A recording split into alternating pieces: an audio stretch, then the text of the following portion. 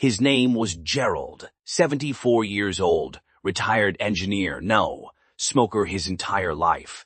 He walked 3 miles every single morning, watched his salt, took his blood pressure medication without fail.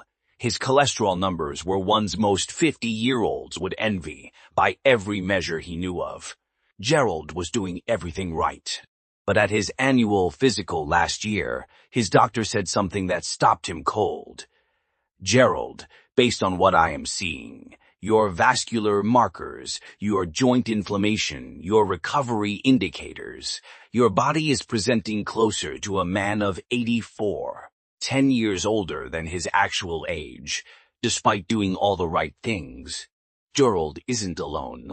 And this isn't a story about failure. It is a story about information specifically, the information most of us over 60 were never given. Because here is what nobody tells you, some of the habits that genuinely were healthy at 40 interact very differently with a body at 65, at 70, at 75, no, because you've done anything wrong, but because the biology has shifted and the advice hasn't caught up. Today, we're walking through 5 of the most common healthy habits that may actually be quietly accelerating how fast your body ages, and more importantly, the small practical adjustments that can begin to reverse that. These aren't dramatic overhauls. Most people begin feeling a difference within just a few weeks. Stay with us.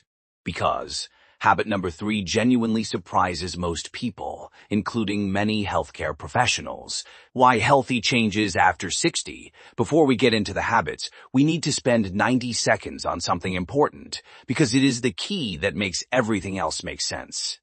Your body at 60 plus is not simply an older version of your body at 40. It operates by genuinely different rules. Here is what changes. Blood vessels gradually lose some of their elasticity. They don't expand and contract as fluidly. This affects how blood pressure responds to temperature changes, exertion, and hydration cartilage. The cushioning between your joints regenerates more slowly. Wear accumulates faster than it repairs. This matters enormously for exercise choices. Nerve response time decreases subtly. Your balance system, the coordination between your eyes, your inner ear, and your feet, requires slightly more conscious support than it used to. Temperature regulation weakens. Your body's ability to warm up quickly and cool down efficiently becomes less automatic in recovery time. From exercise, from exertion, from illness, increases. What took 2 days to bounce back from at 40 may take 4 or 5 days at 70 known. If this is alarming, it is simply biology. But it means the playbook needs updating. The rules that served you well at 40 do not apply identically at 70. And when we follow the old rules without knowing they've changed, we can unintentionally work against ourselves. That is exactly what is happening with these 5 habits. Let's get into them. Habit number 1, drinking water in bursts. This is Margaret. She is 70 years old, lives alone, and is genuinely conscientious about her health. She drinks water. She knows hydration matters. But here is her pattern. A large glass first thing in the morning, another with her vitamins, maybe one with lunch, then almost nothing after 2 in the afternoon. She doesn't want to be up all night, so she cuts off fluids early. By 8 in the evening, Margaret has had most of her daily water, but it was all consumed in a 6-hour window. On the surface, that sounds responsible. But let's look at what is actually happening inside her body. Your kidneys are not a storage tank. They're a continuous filtration system. They process fluid constantly, not just in the hours after you drink. When you load most of your hydration into the morning and then go dry for the rest of the day, your body experiences a slow dehydration curve through the afternoon and evening, even if your total daily intake looks fine on paper. And here is the critical aging factor after 60. The thirst mechanism weakens.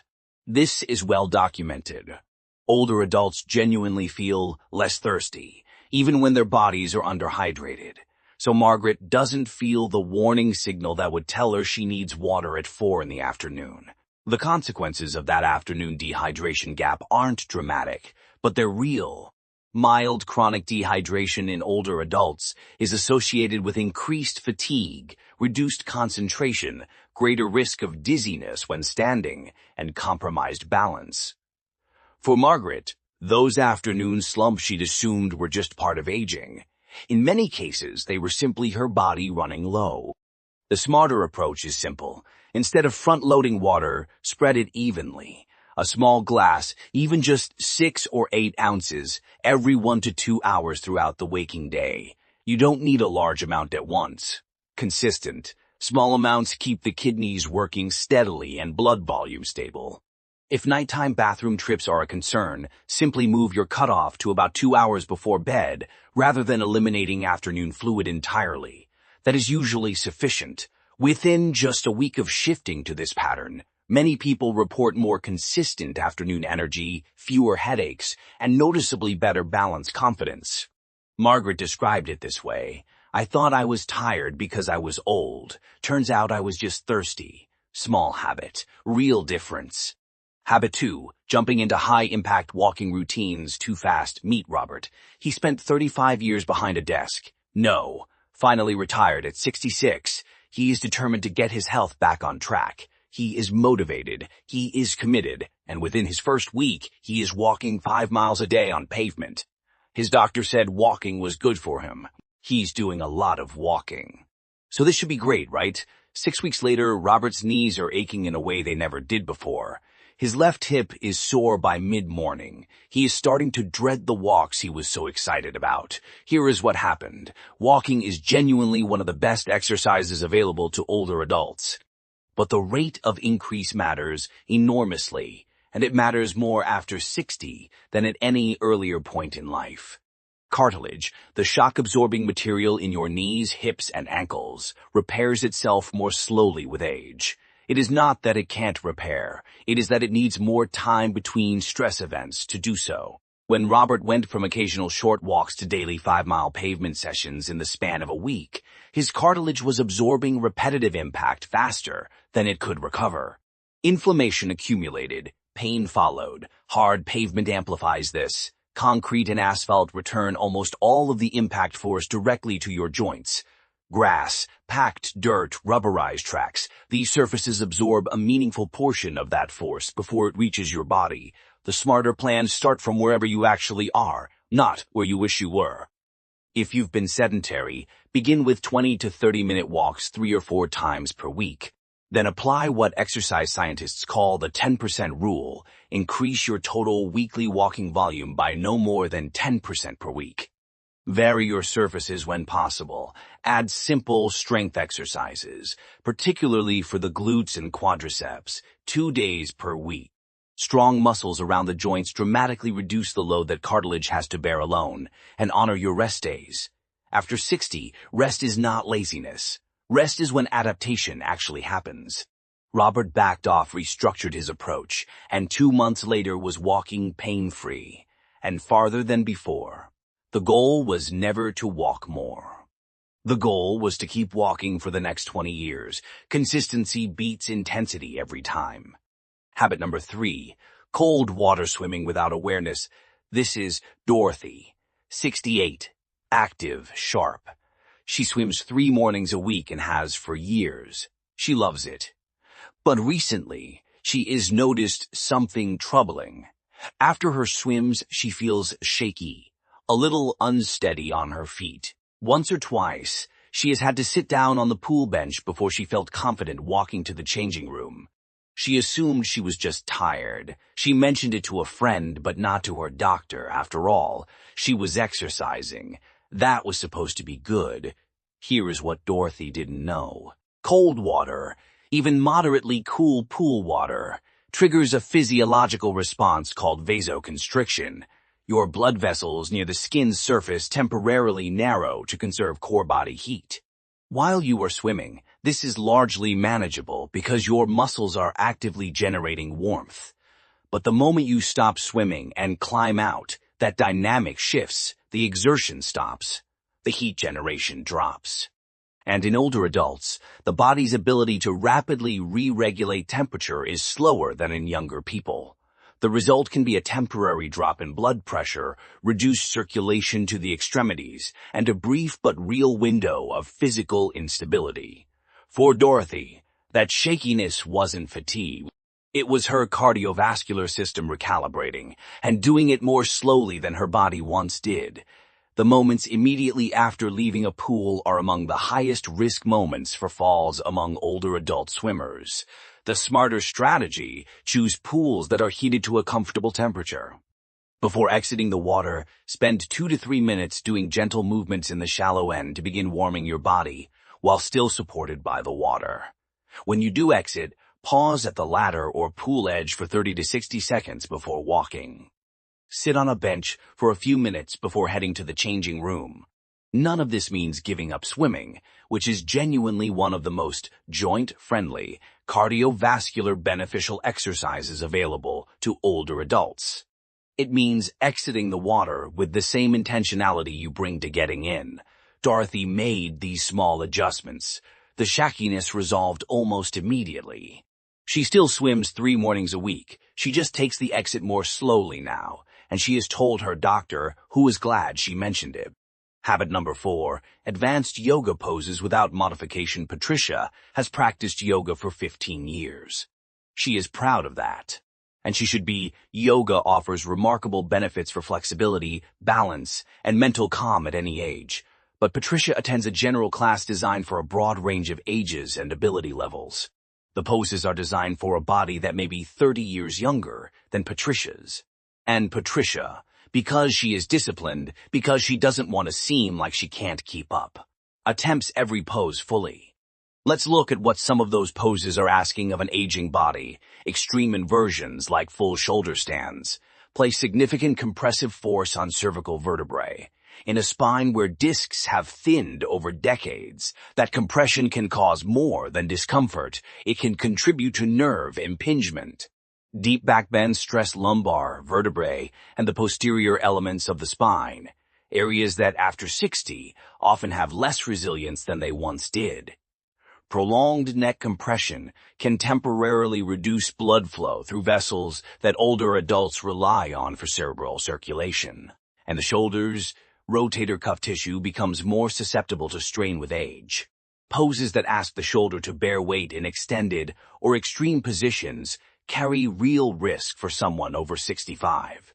The smarter alternative is not abandoning yoga, it is modifying it. Chair yoga is not a consolation prize. It is a genuinely sophisticated practice that delivers the same core benefits: flexibility, breath awareness, balance improvement, stress reduction, without the joint and spinal risks. Supported poses using blocks, straps, and walls allow older practitioners to access the therapeutic benefit of each posture without the extremity of the full expression.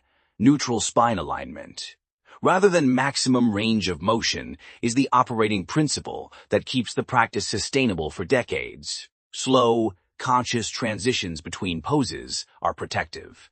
Fast transitions, especially to and from floor level, introduce fall risk and joint strain. Patricia found a senior-specific yoga class. Her word, "Felt like I'd been given the practice back." She is more consistent now than she was before because she is no longer managing pain between sessions. Modify. Don't abandon. That is the principle, and it applies far beyond yoga. Habit number 5. Skipping active recovery days. This is Frank, 70 years old, lean, disciplined. He exercises every morning, 7 days a week, has for years. He is the person everyone in his neighborhood quietly admires. But over the past year, Frank has noticed things he can't quite explain. He is sleeping worse than he used to, despite being physically tired. He has a low-grade itchiness that doesn't correspond to any specific injury. He gets sick a little more often than before, and his energy, paradoxically, has been declining. He responds by working out harder. Pushing through. Frank isn't failing at health. He has fallen into one of the most common traps among highly disciplined older adults, and it is one almost no one talks about. Here is the physiology. When you exercise, you create microscopic stress on muscle tissue. That is not a flaw. It is the mechanism. Your body repairs that tissue during rest and builds it back slightly stronger. That process is called adaptation, and it is the entire point of exercise. but after 60 muscle repair cycles take longer. Inflammatory markers that spike during exercise take more time to return to baseline. The recovery window widens. When Frank exercises every single day without structured rest, he is creating new stress before the previous stress has fully resolved. Inflammation layers on inflammation. The result is a state exercise scientists call overreaching, and in older adults it can present exactly as Frank described: disrupted sleep, persistent low-grade soreness, reduced immune function, and declining energy despite maintaining activity. His body isn't tired from working out, it is tired from never being allowed to recover. The smarter approach: active recovery days, not complete inactivity, but intentionally gentle movement. A 20-minute walk, light stretching, gentle mobility work, swimming at an easy pace. These activities promote circulation, which actually speeds muscular repair without creating additional inflammatory stress. 2 to 3 active recovery days per week is generally appropriate for adults over 60 who are exercising regularly. The specific number depends on intensity. Higher intensity training warrants more recovery time. Sleep deserves particular attention here. Deep sleep is when the majority of tissue repair occurs. Protecting sleep, consistent bedtime, cool and dark room, minimal screen exposure before bed is not separate from your fitness program. It is part of your fitness program. Frank restructured his week: 4 training days, 3 active recovery days. Within 6 weeks, his sleep had improved. The persistent soreness faded. His energy, for the first time in a year, started climbing. He didn't exercise less, he recovered more, and his body finally had space to become stronger. What this all means, let's come back to Gerald. 74, doing everything right by the rules he'd been given. What his doctor saw wasn't the result of bad choices. It was the result of good information that had never been updated for where his body actually was. That is fixable, often remarkably quickly. The 5 habits we covered today: hydration timing, walking progression, cold water recovery, yoga modification, and rest, share something important. None of them require giving up what you love. They require adjusting how you do it. That is the whole message. After 60, the body doesn't need you to push harder. It needs you to work smarter. To give it the right inputs in the right amounts, with enough space to actually respond. Small adjustments, real results, and a body that doesn't just survive the years ahead, but genuinely thrives in them. If this was useful to you, please share it with someone you care about over 60, and if you haven't already, subscribe. Because we cover this kind of evidence-informed, age-specific health content every week. We'll see you in the next one.